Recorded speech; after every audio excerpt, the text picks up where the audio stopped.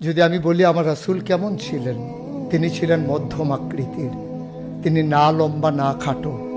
তিনি কখনো বা যখন হাজারো মানুষের সামনে দাঁড়াতেন, বিদায় হজের সময়ে 1,40,000 সাহাবা যখন ময়দানে, তিনি যখন আস্তে করে উঠে দাঁড়ালেন, ওনার চাইতে অনেক লম্বা লম্বা মানুষ থাকার পরেও অবাক বিস্ময়ে সবাই তাকিয়ে দেখলো সবার উপর দিয়ে যে মানুষটির মাথা মুবারক দেখা যায়, তিনি নবী মুহাম্মদুর রাসূলুল্লাহ সাল্লাল্লাহু আলাইহি ওয়াসাল্লাম।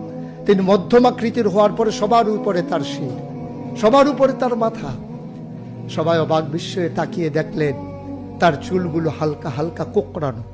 তিনি কখনো বা যখন চুলের ভিতরে তৈল দিয়ে আছড়াতেন, অবাক বিস্ময়ে মানুষ তাকিয়ে দেখতেন, মনে হতো চুলের মাঝে যেন মৃদুমন্দ ঢেউ দেখা যায়। তার কপালটা ছিল চওড়া শুভ্র, তার চোখের ভ্রুগুলো ছিল ধনুকের মতো বাঁকা, তার চোখগুলো ছিল টানা টানা ভাসা ভাসা, তার চোখের পাতাগুলো ছিল গোলাপের পাপড়ির মতো। তিনি কখনো বা যখন চোখের পলক ফেলতেন, অবাক বিস্ময়ে মানুষ তাকিয়ে দেখতেন, মনে হতো মৃদুমন্দ বাতাসে গোলাপ পাপড়ি দোল খাচ্ছে। তার চোখের সাদা অংশ ছিল রক্তিমাভ সাদা, কালো অংশ ছিল তার কৃষ্ণ কালো।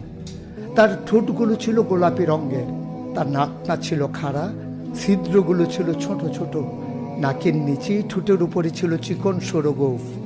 তিনি কখনো বা যখন মুচকি হাসতেন, তার গোলাপি রঙের ঠোঁট দুটো যখন একটু ফাঁক হয়ে যেত আর দাঁতগুলো যখন বের হয়ে যেত, মানুষ অবাক বিস্ময়ে খুঁজত কোথাও যেন বিজলি চমকিয়েছে। তিনি যখন প্রচন্ড গরমের মাঝে ঘেমে সিক্ত হতেন, কপালে তার মুক্তার দানার মতো ঘাম জমে যেত। তিনি যখন দৌড়ে দৌড়ে তার বিবিদের ঘরে যেতেন, আমাদের মায়েদের ঘরে, আল্লাহ রাসূল সাল্লাল্লাহু আলাইহি সাল্লাম ঘরে ঢোকার পরে মায়েরা দেখতেন কপালের মাঝে মুক্তার দানার মতো বিন্দু বিন্দু ঘাম জমে আছে। মায়েরা বলতেন, গুস্তাকি মাফ কর দিজিয়ে, বেয়াদবি মাফ করবেন, আপনি চুপটি করে একটু বসুন। নবীকে বসিয়ে ওরা ছোট্ট শিশু খুঁজে বের করতেন, অতি যত্নে পরম আদরে তার কপালের ঘামগুলো তারা শিশির ভিতরে ভরে মুখ বন্ধ করে রেখে দিতেন। ঈদ যখন আসতো, বিয়ে যখন হতো, জমানো ঘাম তারা আতর হিসেবে ব্যবহার করতেন।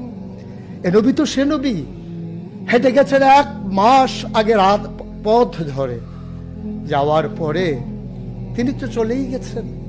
1 মাস পরে যখন আবার ওই পথ মারিয়ে কোনো এক সাহাবা যাচ্ছেন, স্থানীয় বাসিন্দা যারা রাস্তার কিনারে যাদের ঘর, তাদেরকে ডেকে বললেন, ভাইরা, এ পথ দিয়ে কি আমার নবী হেঁটে গেছে?